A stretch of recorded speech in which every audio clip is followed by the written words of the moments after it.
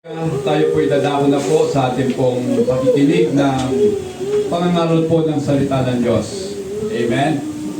So, ang ating pong topic ngayon ay Motherhood and the Holy Spirit. Nais ko po muna batiin ang mga kananayan. Amen? Kananayan. Ang mga nanay po ngayon, sapagkat araw nyo ngayon, mga kapatid. Amen? So, dapat po natin papurihan ng Diyos sapagkat siya po ang nagtalaga ng mga ina upang maging kaparaanan upang dumami po ang sangkatauhan. Palakpakan po natin ang nanay. Amen. Praise God. So, Pastor, pinapalakpakan ng nanay. Pwede naman. Amen. Dahil nauna na po yung palakpak para sa ating Panginoon. Amen. So, motherhood and the Holy Spirit. So, magaling talaga Panginoon, ano? Lagi po pwede natin ikabit ang banal na Espiritu maging sa ating pong mga kananayan. Amen. So, ngayon nga po ay second Sunday po ng May. So, kaya nga po, ipinagdiriwang po natin ang araw ng mga ina. Nakakalungkot man kasi wala po yung nanay namin doon po sa probinsya. Ang nanay ko naman po sa laman, wala na. Kaya, pasensyahan nyo na po kung ako po minsan ay nagiging emotional kasi wala po talaga eh. Pagdating po sa pamilya, talagang malambot lamang po ang kalooban natin. So, ang Panginoon din po ay ganun din po ang pagtingin niya sa mga kababaihan. Alam niyo ba na malapit pa po siyang mamatay? Diba? Itinagupilin niya ang kanyang ina sa kanyang alagad na si John. So, ganun po talaga ang mga ina. Ayaw ko pa sa mga tatay. Siguro next time na lang. Next month, tatay naman. So, ngayon po umaga mga kapatid, pag-usapan po natin ang tungkol nga po sa mga nanay. The motherhood, mga kapatid. Sabi nga po dyan, motherhood is viewed as a high spirit, empowered calling designed for nurturing of life, both physical and spiritual, for the glory of God or for the glory of Christ, mga kapatid. So maliwanag po na ang pagiging ina ay tinitingnan po na isa pong uri ng pinakamataas na pagkatawag at ito nga po ay ini-empower, kumbaga binibigyan ng lakas ng Espiritu ng ating Panginoong Diyos upang maganap nga po ang disenyo na kung saan ang buhay ay kinakailangan nga po i-develop. Amen. O kumbaga, linangin natin ang buhay. Amen. So pag sinabi po kasing nurture, ang ibig sabihin lamang po niyan, linangin, paunlarin, at mapagbuti pa. Amen. So, nakasalalay po sa mga ina ang kalagayan po ng kanilang mga anak. Kung ano ka ngayon ay nakadepende sa kung paano ka pinalaki ng nanay mo. Amen. The Holy Spirit works within a mother to sanctify her, providing grace needed to nurture children in the Lord. Mga kapatid, ang banal na Espiritu ang siyang kumikilos sa mga kananayan, sa bawat ina, mga kapatid, upang sila ay maihiwalay at mapagpaging banal, upang sila sa kanilang mga anak ay makapagkaloob ng biyayang pangangailangan o kinakailangan ng kanilang mga anak sa ating Panginoon. Mga kapatid, naalala ko tuloy, ito pong nanay ni Timothy. Sino ba ang nanay ni Timothy? Di ba si Eunice? Amen. Ang lola niya, si Luis. So, mga kapatid, sabi ko nga po kanina, nakasalalay po sa nanay ang kinabukasan ng anak. Amen. patunay po ang ating bayani na si Rizal. Bata pa lang si Rizal, ha? Bata pa lang, ang kanyang naging guro, ang kanyang ina na si Teodora Alonso. Ang tanong, eto mga kapatid, ang mga nanay ba ngayon, ginagampanan ba talaga nila ang kanilang tungkulin sa kanilang mga anak o hinahayaan ang TV, ang cellphone ang magturo sa mga anak? Tuwang-tuwa pa tayo sa mga anak natin, ang husay mag-Ingles. Di ba? Kala mo tuloy mga Amerikano, mga hangal. Pag-aralan nyo muna ang salitang ating kinalakhan, ang wikang Pilipino. Diba? Kaya ito, yung mga anak natin lumaki, lapastangan sa magulang, kasi nakuha, na-adapt po nila ang kanilang mga pinapanood. Ginampanan ba ng nanay ang kanilang gampanin? Mga kapatid, isang halimbawa pa, si Susana Weasley. Kilala niyo ba si Susana Weasley? Siya lang naman ang nanay ni John Weasley sa ni Charles Weasley. Alam niyo ba ang anak ni Susana? 19. 19. Bulat kayo, no? 19. Isang nanay lang yun, 19 ha, 19. Pero yung Siyam, namatay. At doon sa Siyam na yon, may 2 kambal. Di ba? 4 na yon. Di ba? Namatay. 10 lang ang lumaki. At dito mga kapatid, yung 10 pinalaki niya. Bawat araw may naka-assign na kinakausap niya ang kanyang mga anak. Maliliit pa, kinakausap na patungkol sa ating Panginoon. Amen? Mga nanay, hamon sa inyo, kinakausap niyo ba ang mga anak niyo? Bago pa matuto ang mga bata sa paaralan, dapat matuto na sa loob ng tahanan. Ang kanilang pagbabasa ng mga letra at ang kanilang pagbilang ng numero, natutunan nila sa loob ng bahay. Kasi matyaga ang ina na nagtuturo sa mga anak. Amen? Nakita niyo yan mga kapatid? Ito pong si John saka si Charles Weasley, sila lang naman po ang founder ng Methodist. Doon po sa Inglaterra. Methodist. At itong si Susana Weasley, mga kapatid, palibhasa anak po ng ministro o anak po siya ng pastor. Amen. So, iba po kasi ang mga tao noon eh. Hindi katulad ng mga tao ngayon na ang hawak lagi cellphone. Itong si Susana Weasley, ang alam niyang lingwahe, 3. Marunong po siya ng marunong po siya ng Grego, ng Greek language, ng Latin, and marunong siya ng French. Bukod sa English kasi ito naman ang wika nila, English talaga. So, 4 lahat ang alam niyang lingwahe. At yon ay itinuturo niya sa kanyang mga anak. At lagi po yon sa kanyang pagtuturo sa mga anak, sinasabi niya ang patungkol sa ating Panginoon. Kasi anak siya ng pastor. Amen. Si Susana. At yung tatay niya, alam niyo mga kapatid, ang anak ng nanay niya, 25. 25 lang naman silang magkakapatid. At si Susana ang bunso. So bakit ko ito nasabi mga kapatid? Sapagkat makikita po natin ang kaibahan.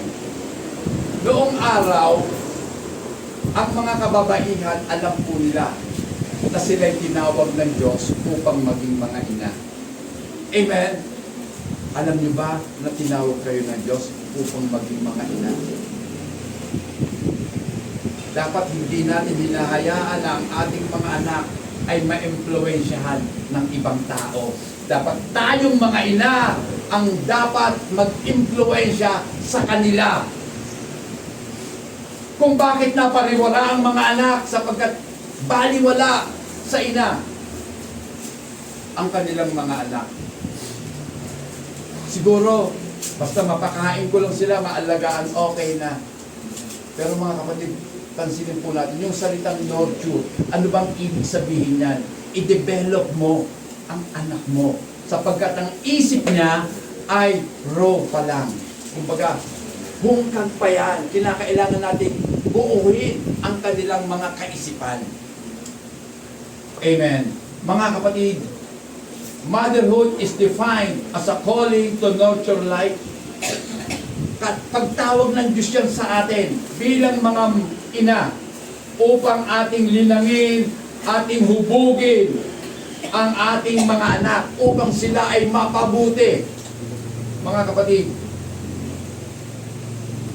at dahil po dito, kapag sila ay naging mabuting mga tao, nare-replicate po nila ang ating Panginoon. Ibig sabihin, nakokopya nila ang kabutihan ng ating Diyos.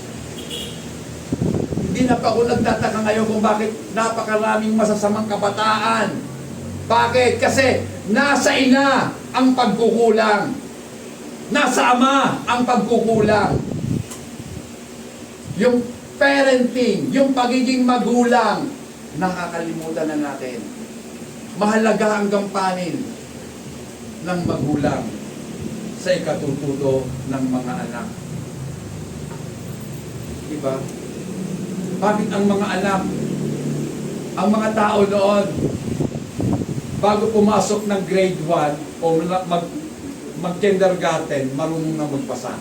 Ngayon, grade 2 na, high school na nga, hindi pa marunong magbasa. At kung nakakabasa man, tanungin mo, ipaliwanag mo sa akin ang binasa mo. Hindi alam magpaliwanag. Hahamunin ko ang mga kabataan ngayon. Kaya nyo bang ipaliwanag ang nabasa nyo? Sino pong matapang nakasagot? Kaya ko. Bibigyan ko po kayo ng isang talata lang, ipaliwanag nyo sa akin. Tingnan ko kung kaya nyo. Diba? Yan po ang problema. David and may sabi niya na, nakatapos na po ng senior high, marunong magbasa pero hindi kayang inunawain yung kanilang binasa. Diba?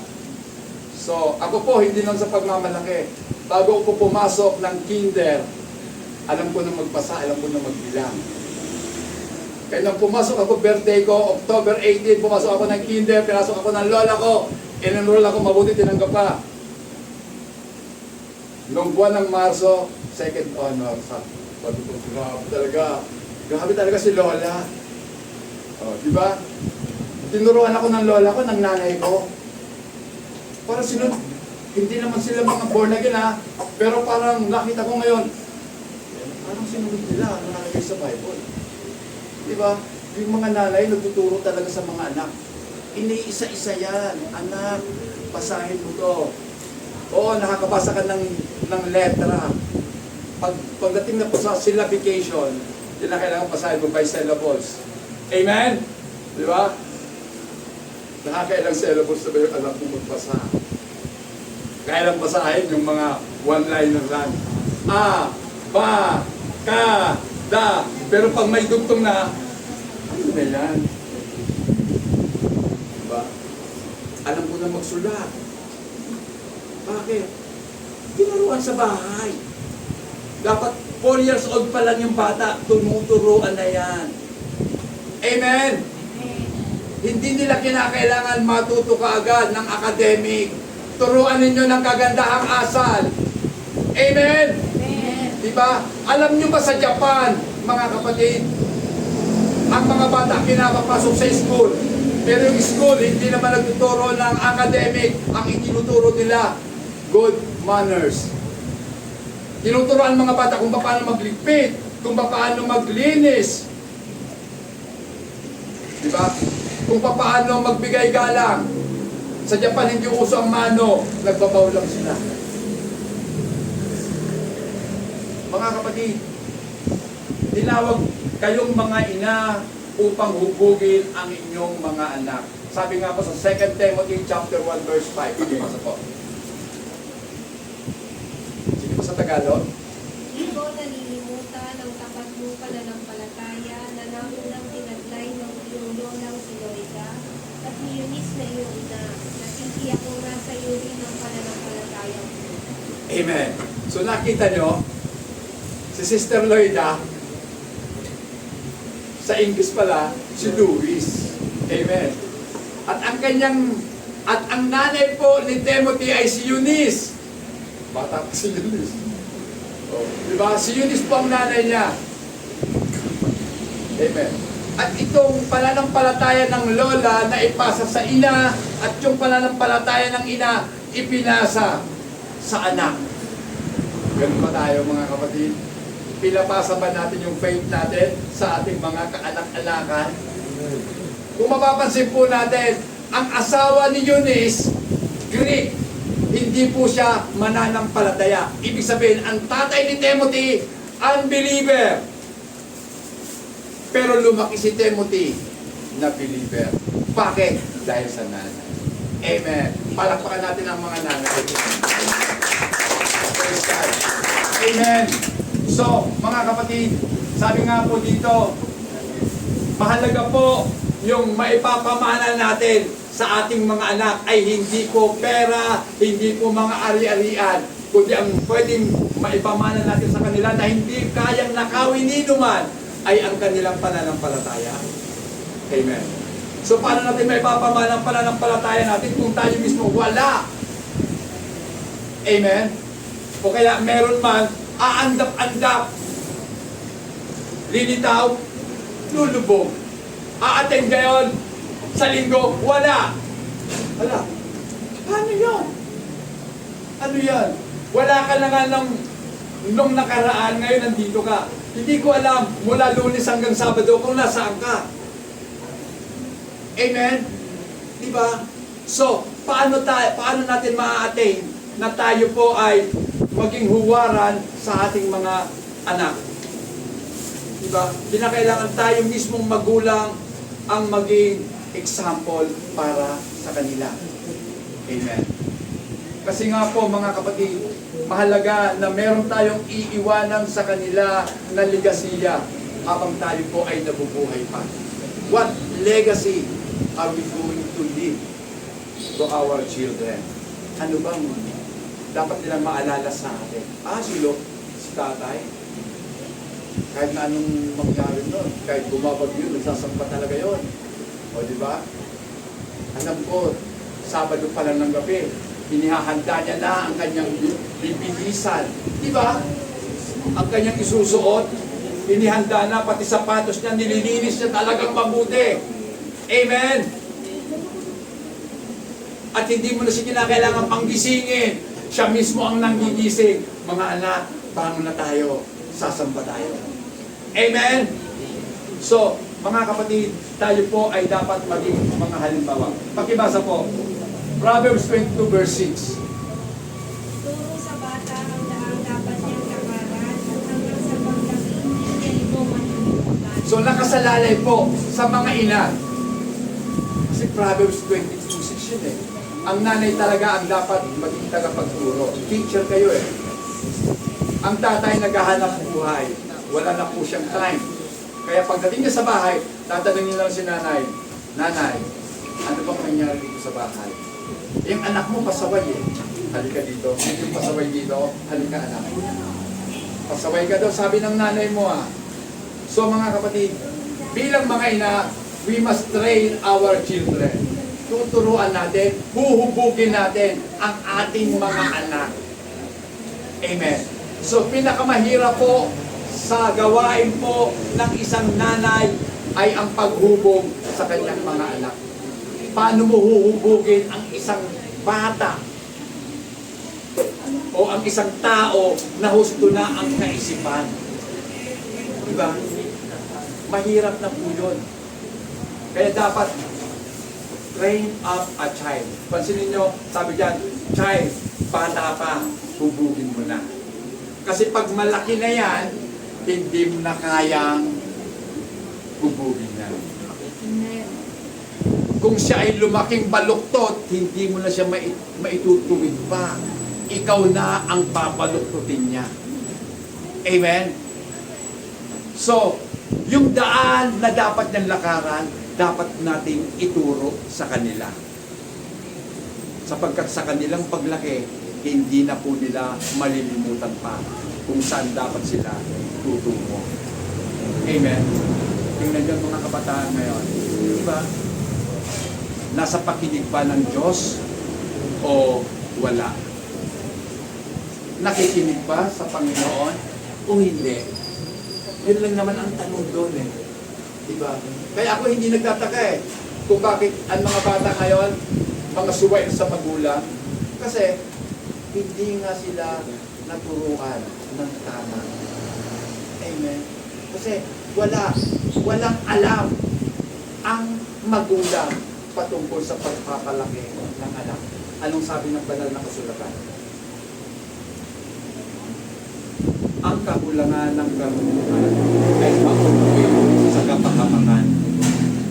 Amen? Mapapahamak ang bayan kapag ito ay kulang sa kaalaman.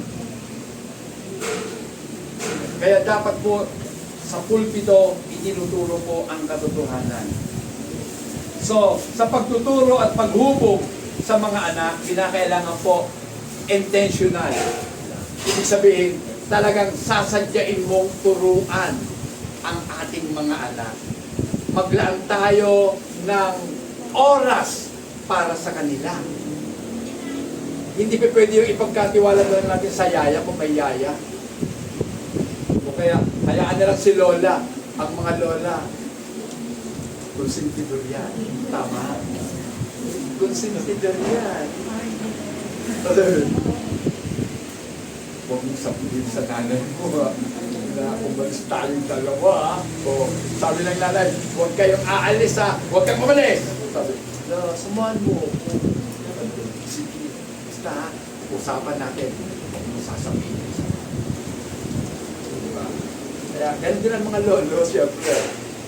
Kasi, sabi nga nila, mas mahal daw nila yung apo nila kaysa sa mga anak nila. Tama ba yun? Wala. Medyo. Yung tubo, mas mahal talaga kaysa sa puhunan.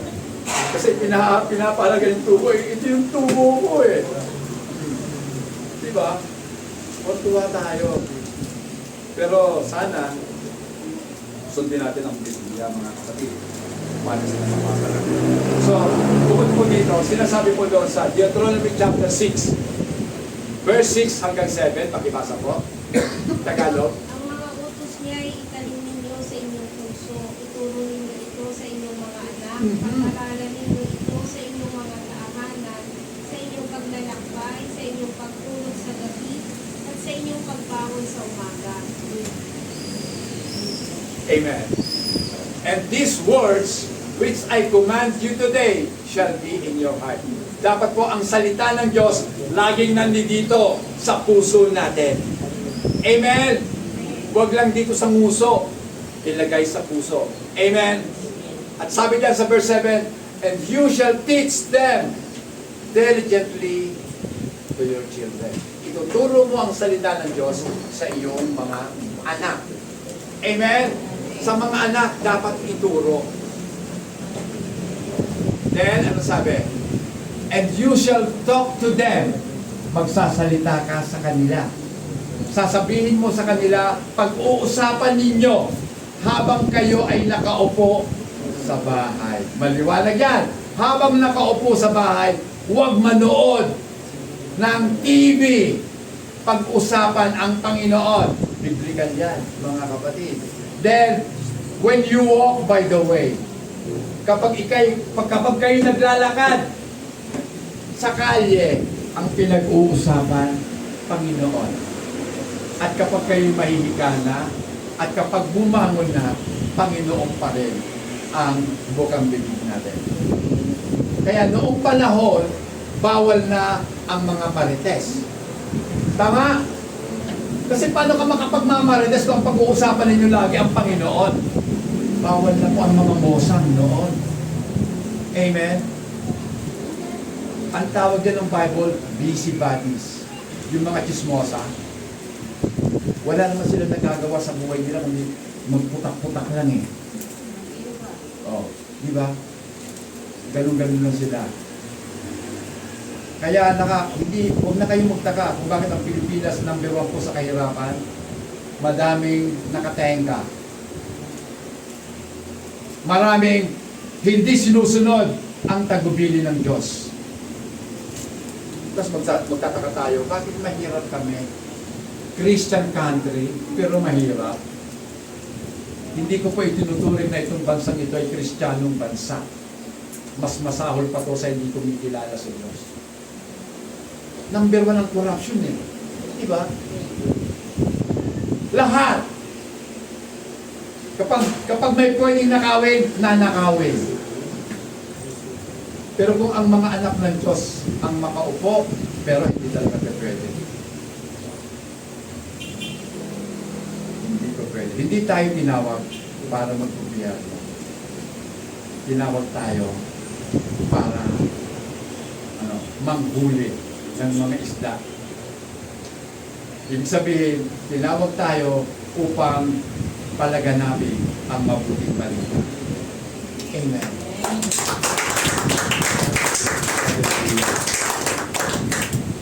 Kaya minsan ayaw ko nang manood ng TV. Pag ako nanood, nag-iinit ang ulo ko. Lumalakas ang boses ko, tumataas ang presyon ng dugo ko. Amen. Kasi nakikita ko po ang hindi nakikita ng ibang mga tao, ang kabulukan ng ating bansa. Alam niyo ba yan? Tandaan niyo ha, malapit na 2028, ibuto niyo pa rin kung gusto niyo ibuto yung mga magnanakaw sa gobyerno. Pahala kayo. Amen. Pero pag-usapan natin ang ating Panginoon. Okay. So, dito po, sa sanctification of motherhood. Sanctification na tayo, Lord. Okay. Sanctification of motherhood. Pag sinabing sanctification, ang mga ina ay tinawag upang ihiwalay ng Diyos sa kanilang nakalakihan sistema. Amen. So ang mga ina ng mga born-again Christian dapat sanctified. Amen. Dapat nasa isip po natin, tinawag tayo ng Diyos upang mag-iba ng landas. Amen. Baguhin natin ang sistema. The Holy Spirit uses the daily, often difficult task of parenting to transform a mother into the likeness of Jesus Christ. Sino ba dito ang mga nanay? Taas po kamay. Madali bang maging nanay? Sagot? Mahirap, di ba? Mahirap. Nakakaiyak. Pagod na pagod ka. At hindi kayang swelduhan ng 10,000. Kulang yun. 10,000 sa pag-alaga pala ng bahay. Ay, ng mga bata. Eh, paano yung ikaw pa yung nurse ng anak mo kapag may sakit? Di ba? Oh. Hindi lang yun mga kapatid. Talaga, sobra-sobra. Kaya naman, ang Panginoon din, binibigyan niya ng pagpapahalaga ang mga ina.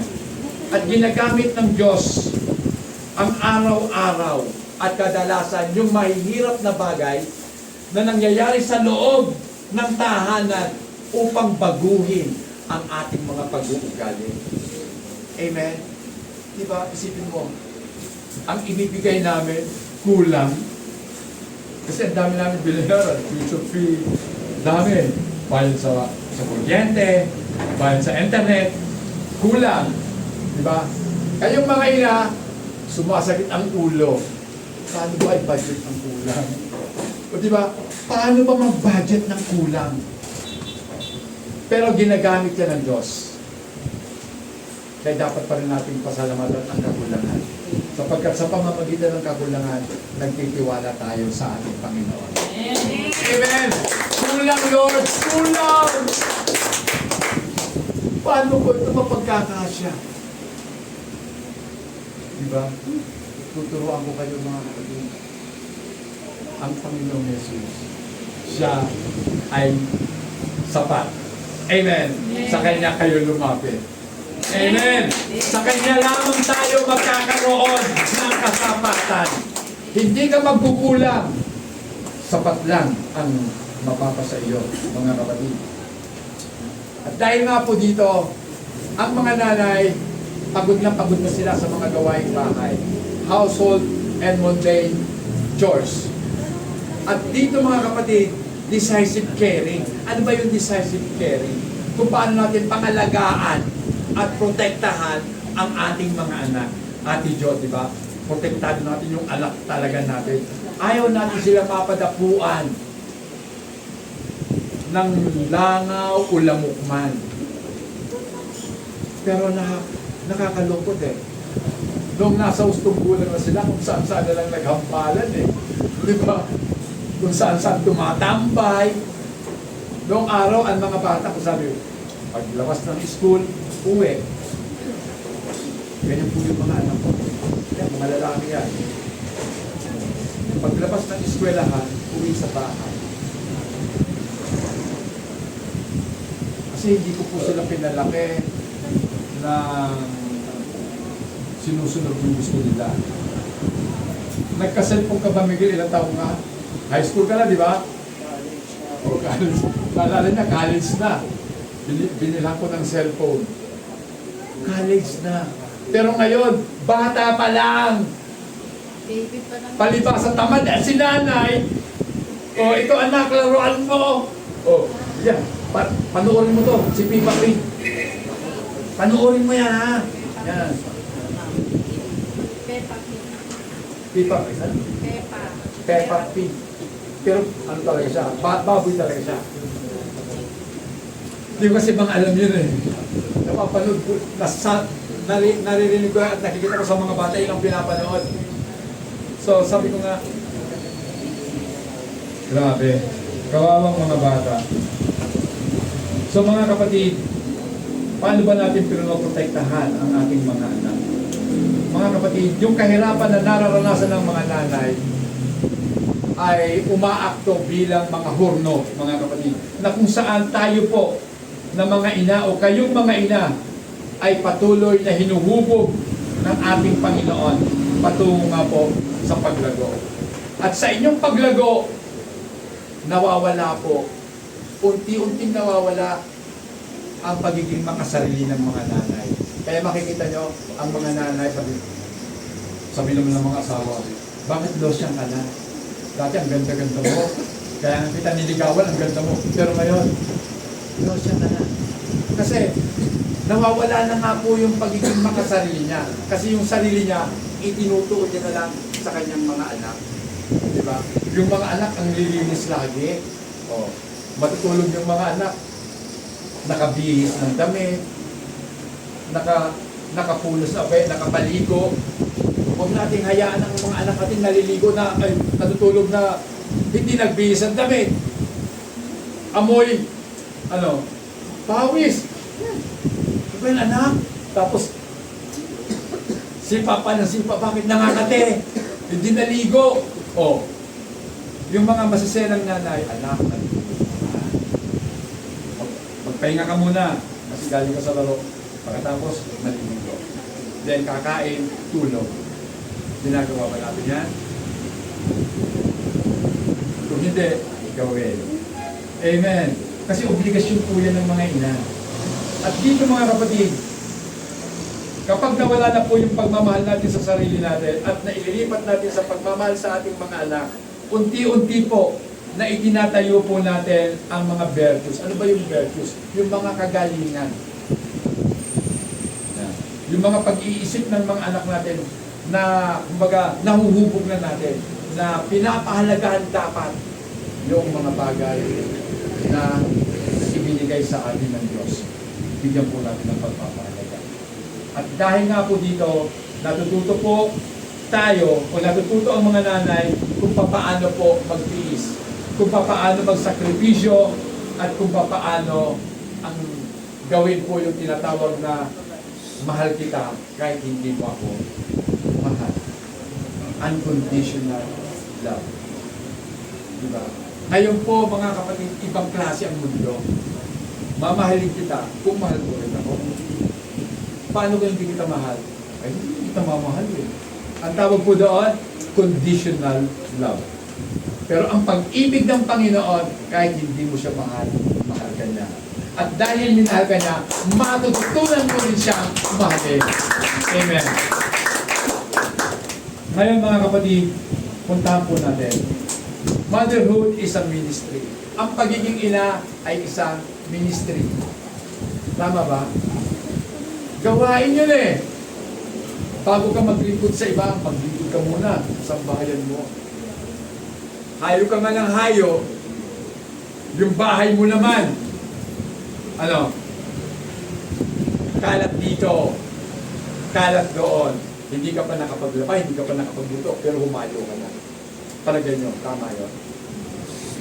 Hindi, mali. Matutuwa kaya asawa nyo? Hindi rin. Pero kung nasa ayos lahat, pag alis mo, maayos, nakaluto ka na. Pag yung asawa mo, ay nakaluto na pala ang asawa ko ah. Ay, nagpaalam na pala sa akin, may kanin daw siya. Oh. Tapos yung mga damit, nakatupi lahat. Maayos. Oh. Anong rereklamo natin kung gano'n ang mga asawa? Diba? Oh. Yung mga anak, maayos. Pagkagaling sa eskwelahan, uwi sa bahay, aral muna ng leksyon, then saka na mo si cellphone. Ito po ang may kasalanan sa lahat ng kaguluhan ng mundo. Amen? Tingnan nyo, ang purpose ng cellphone para magkalapit ang mga magkakalayo. Pero ito, tingnan nyo ha, magkakalapit siya pero kanya-kanyang cellphone. Hindi nag-uusap. O di ba?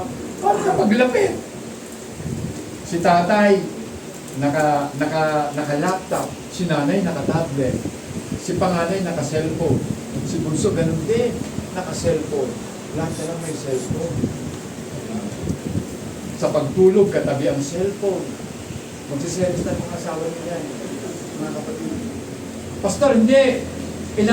May alarm kasi yung cellphone ko eh. May katuliran ah. Okay. Wala lang pong masasabi. sa mga kapatid, kung ang pagiging ina ay ministeryo, Ang bahay po natin ay matatawag po natin holy ground. Amen? Di ba? Alam niyo ba yung kantang, This is holy ground, we're standing on holy ground. So pagpasok mo sa bahay, dapat ituturing mo yung bahay mo, holy ground. Amen. Bago pumasok ng bahay, tanggal ang alis. Sapatos. Holy ground nga eh. Kasi magagalit ang asawa mo. Ang linis-linis eh. Papasukan mo ng puro putik yung paa mo. Puro alikabok. Bitbitin mo na lang ang sapatos mo. Diba? Holy ground nga. Amen. So, at dahil po dito mga kapatid, kapag ito po ay ginagawa natin, kasi ang akala ng mga nanay, ang kanilang trabaho ay sa loob lang ng bahay talaga. Hindi po gano'n mga kapatid. Obligasyon natin, bubugin, turuan ang ating mga anak.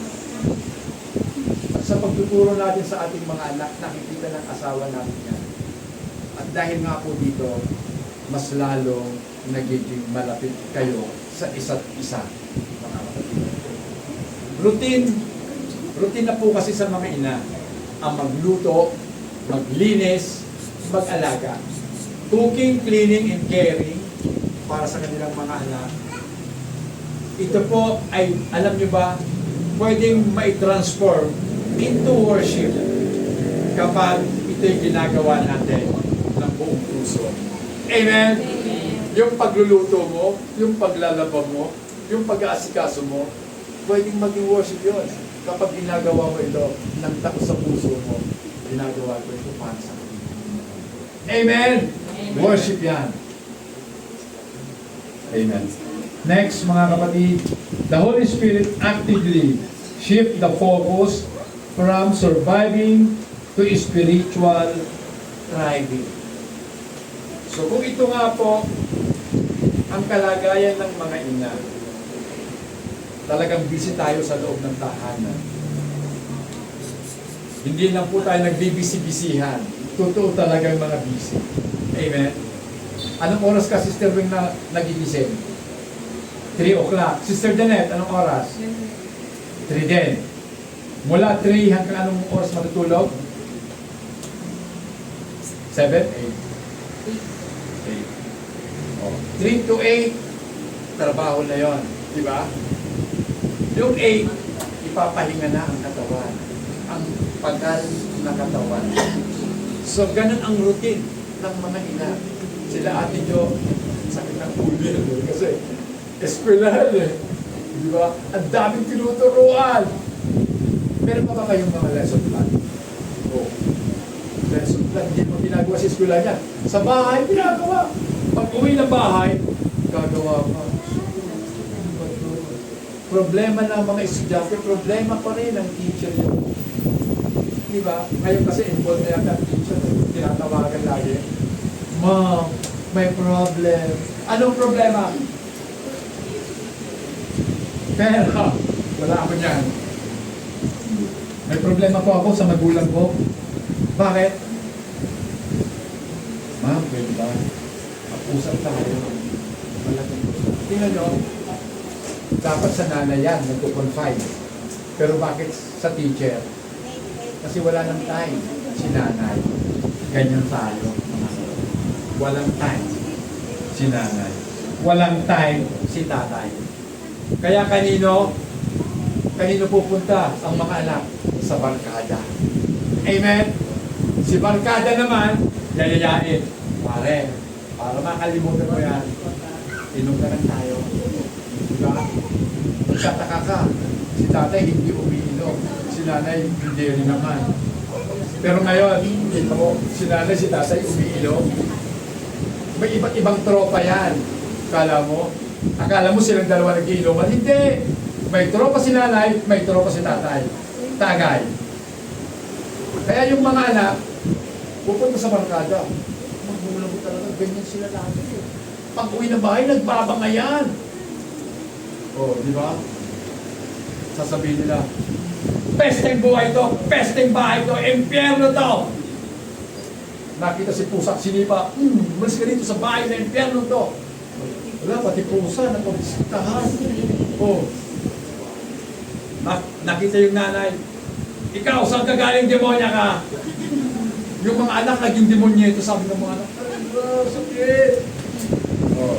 Ngayon, magkataka tayo, bakit yung mga anak ko, napariwala na? Yung isa naging adik, yung isa naging magnanakaw. Diba? Kasi nakasama eh. Yun ang nakasama. Kasi, ang mundo, open lang yan. Open yan. Handang-handang yakapin ka yan. Pag pumunta ka sa kanila, papakinggan ka. Si tatay kasi hindi ako pinapakinggan. Si nanay din, dahil na. Mabungangay. Oh. Mabungangay nanay ko. Ang tatay ko naman, pipi. Hindi nagsasalita. Ganun ang tatay ko. Maingay lang si tatay pag lasing. Hinaharot kami lahat.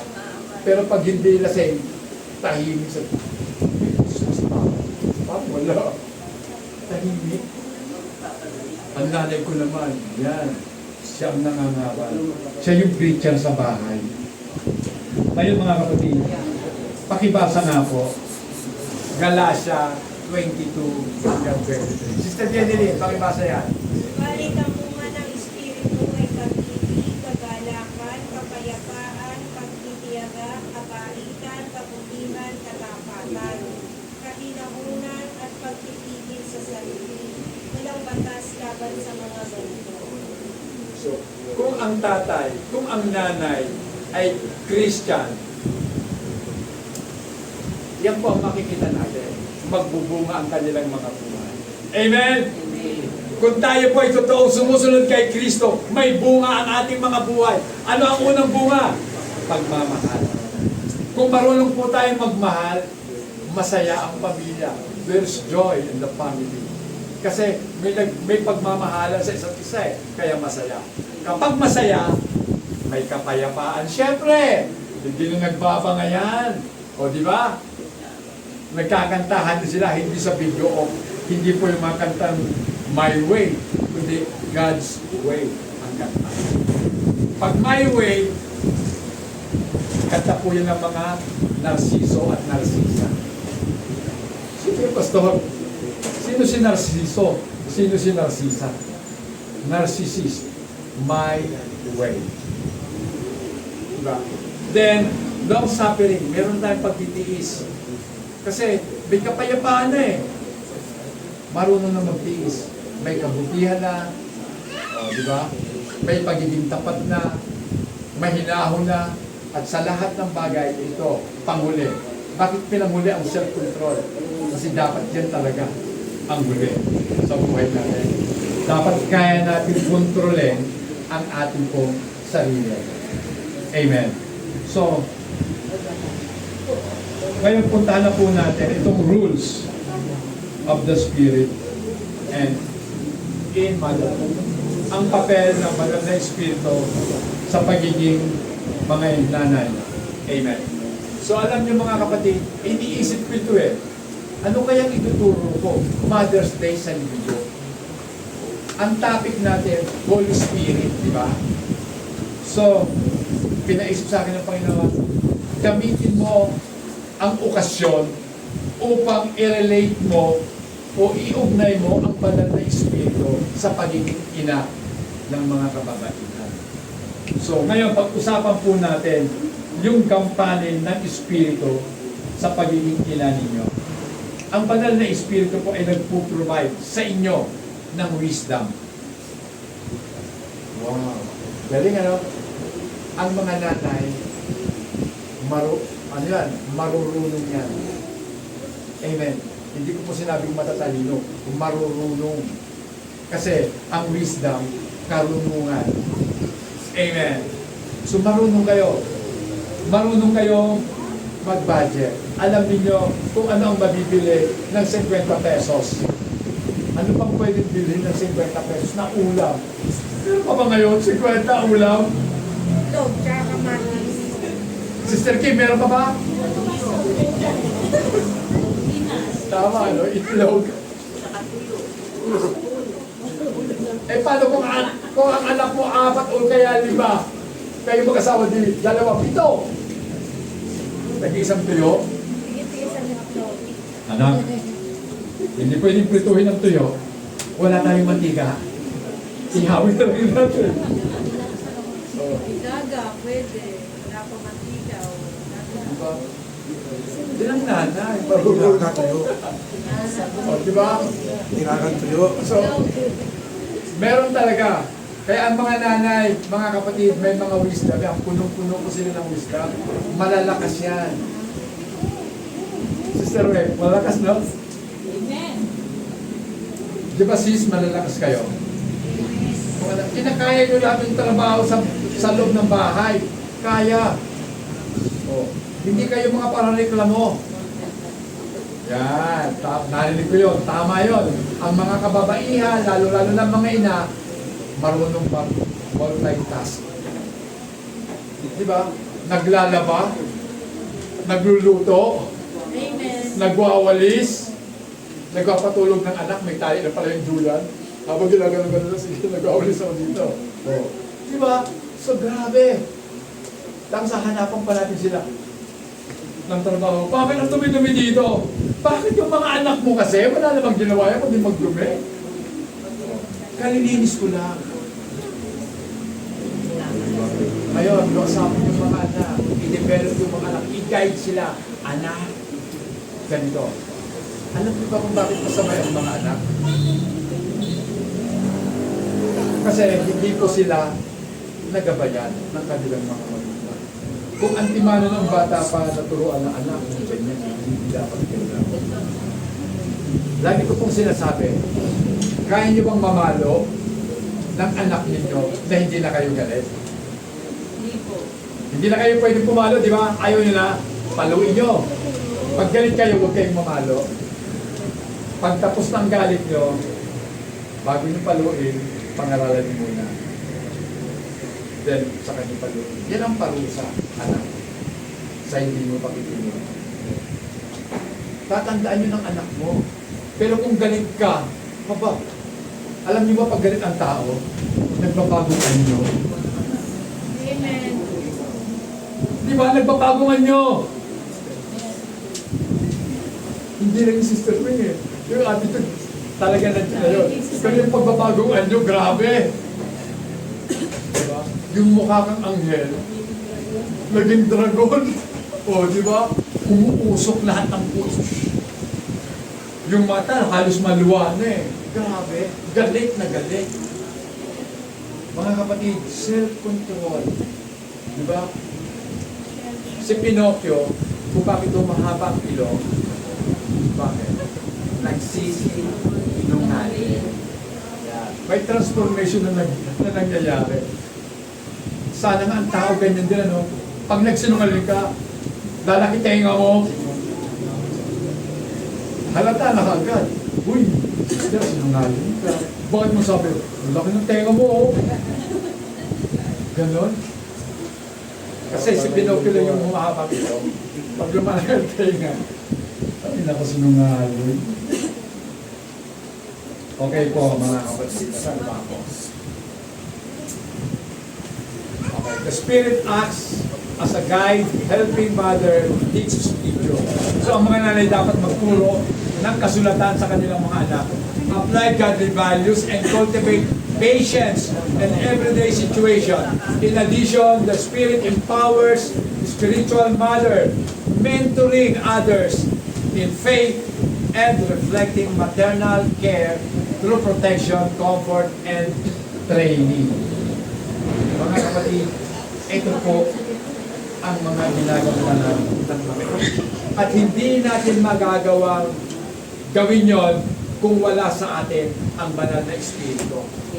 Amen? So mangyayari lamang yan kapag pumikilos po sa atin ang Holy Spirit. Tayo po ay magiging protector ng ating pamilya. Magiging po tayong comfort nila. Di ba? Kanino ba lalapit ang anak mo? Di ba sa magulang para i-comfort sila? Ngayon, kung may problema ang anak, hindi makalapit sa magulang at lumalapit sa ibang tao, may problema ang magulang. Diba? Bakit hindi ka nagtitiwala sa amin, anak? Diba? Anak namin kayo eh. Ganun ba tayo magtrato sa anak natin? Ino-open natin ang sarili natin. Anak, eto ako. Basahin nyo. Pero dapat din kayo maging open din sa akin. Bilang magulang nyo, kaya ko kayong basahin. Nalalaman ko dapat kung ano ang mga nangyayari sa bawat isa sa inyo. Katulad po ni Susana Wesley, may panglunis na anak, kinakausap panglunis siya, laging kinakausap yun. 10 anak niyang buhay. Laging kinakausap yun tuwing Lunes. May naka-schedule na isang anak, Martes 2, Miyerkules 2, so 5 na. Huwebes 2, Biyernes 2, Sabado 1. Ganun po. Pero pag kinakausap ng mga anak niya, individual, isa-isa. Kung 2 kakausapin mo ngayon, tag-isang oras kayo, kakausapin kayo ng nanay niyo. Walang hintis po yun. Kaya lumaki yung mga anak niya, matitino lahat. Amen?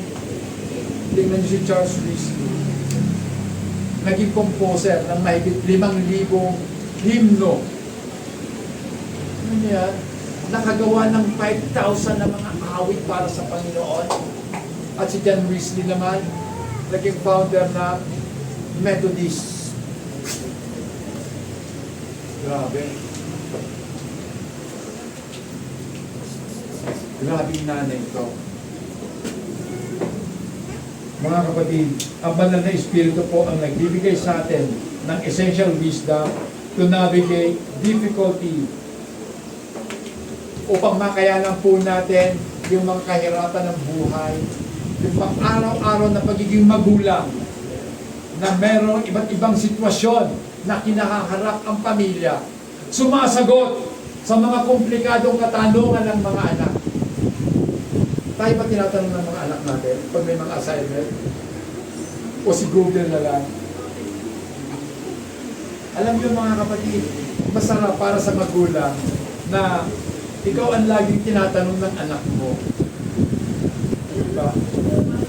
Pero ang ibang magulang naiinis eh.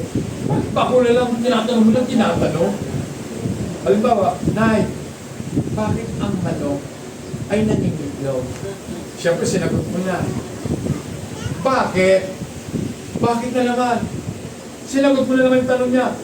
Bakit na naman? Allah, tumigil ka na nga. Ganun tayo, di ba? Pag hindi na natin kaya sagutin, sasabihin natin, tumigil ka na. Dapat anak, kaya ano lang yan. Pag-aaralan ng mama yan. Next time, mag-usap tayo, sasabihin mo.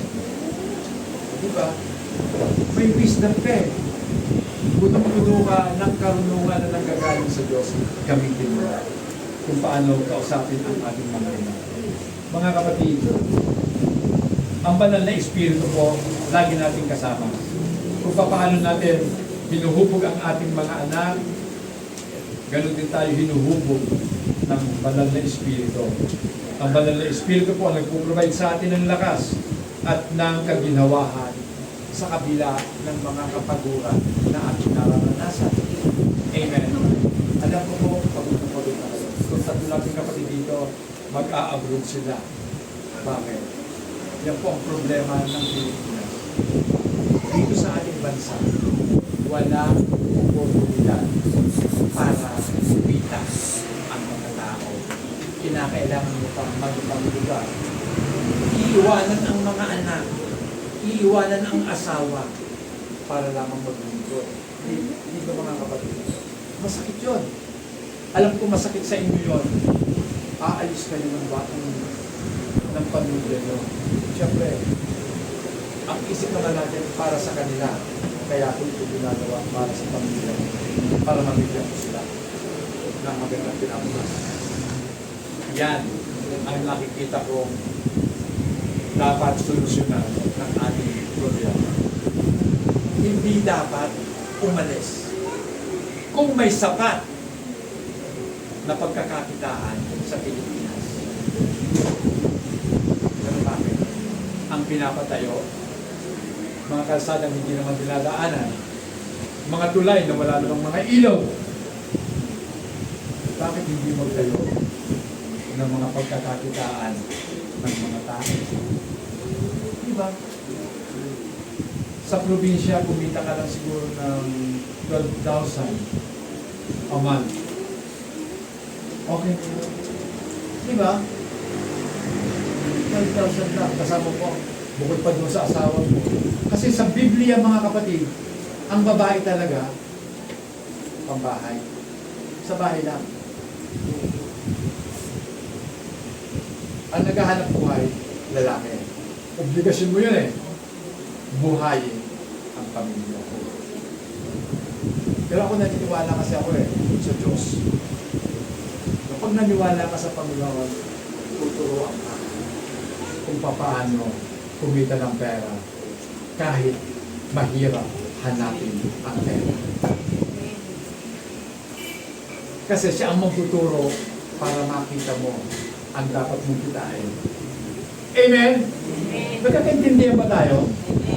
Nandito po sa Pilipinas ang kabuhayan, wala sa iba. Imulat lang natin ang ating mga mata. Naalala ko po yung kwento. Sabi, may isang pamilya, inilipat sila sa isang lugar na kung saan wala silang hanap buhay. Isang lugar na mapato, tabing ilog pa, puro bato. Sabi ng tatay, lagi naman ang pinagdanan sa akin. Sabi niya sa asawa niya, lagi ko wala tayong hanap buhay dito. Buti ba mag-pray na lang tayo. So nag-pray yung mag-asawa. Talagang mataimtim yung panalangin nila, Panginoon, tulungan mo po kami. Wala kaming hanap buhay dito, wala kaming pagkakakitaan. Tumugon ang Panginoon sa kanya. Anak, ano bang nakikita mo sa paligid mo? Tumingin sila, duminat sila siyempre. Kasi tinanong sila ng Diyos, ano nakikita mo sa paligid? Panginoon, mga bato. mula sa mga bato niya, pagpapalain ko kayo. Gusto namin yun? Mula sa mga bato, pagpapalain kami. So yun po yun. Nag-isip sila, Panginoon, anong ibig mo sabihin? May dumating sa kanila kinabukasan, kontraktor, naghahanap. Saan kaya dito pwedeng makabili ng mga batong durog-durog na? Twing! Yung question mark, nagkaroon ng ilaw eh. Eto na sinasabi ng Panginoon. Anak, mga anak, eto, exercise nyo tuwing umaga. Martilyo yung mga batong yan, durugin natin.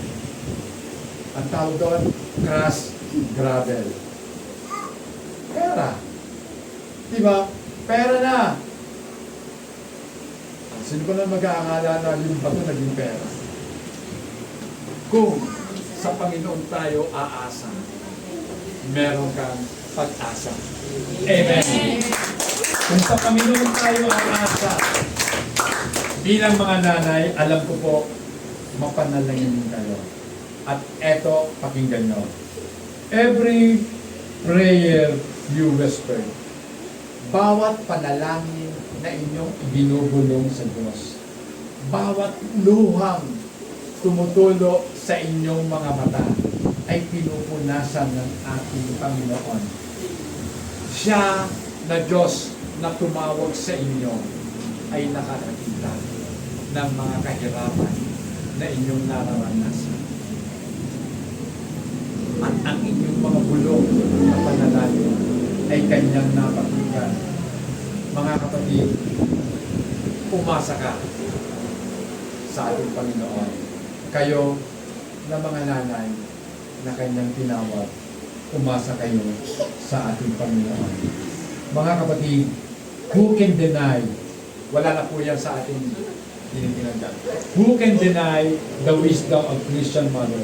Sino ba ang makatatanggi sa karunungan ng Kristiyanong ina who insisted that her children master the objective tools of learning like words and numbers and facts, and who also encouraged them to explore personal experience of their choice during dedicated time for each child. So, sabi po dito, bilang mga ina, maglaan tayo ng oras sa bawat anak natin. Kausapin natin sila ng isa-isa. Usapang magnanay. Amen. So, magagamit mo o mapapakinabangan mo bilang ina yung mga itinuro mong salita sa iyong mga anak. At yung mga itinuro mo kung paano bilangin ang mga numero, kilalanin ang mga numero. Mapapakinabangan mo rin at makikita mo sa iyong mga anak kung paano nila inuunawa ang mga katotohanan ng buhay na kanila din naman nararanasan. Mag-usap kayong mag-ina. Amen. Kung bakit malayo ang mga anak sa ina, walang pag-uusap. Walang komunikasyon. Mag-usap. Then, makukuha natin yung lawak ng unawa ng anak natin. At masasabi natin, Panginoon, salamat. Tinuruan mo ako kung paano ko ihasik sa kanila ang binhi ng katotohanan. At narito, umaani ako ngayon ng aking mga inihasik sa kanila. Mga nanay, maghasik tayo ng katotohanan sa ating mga anak. Tumayo po tayo mga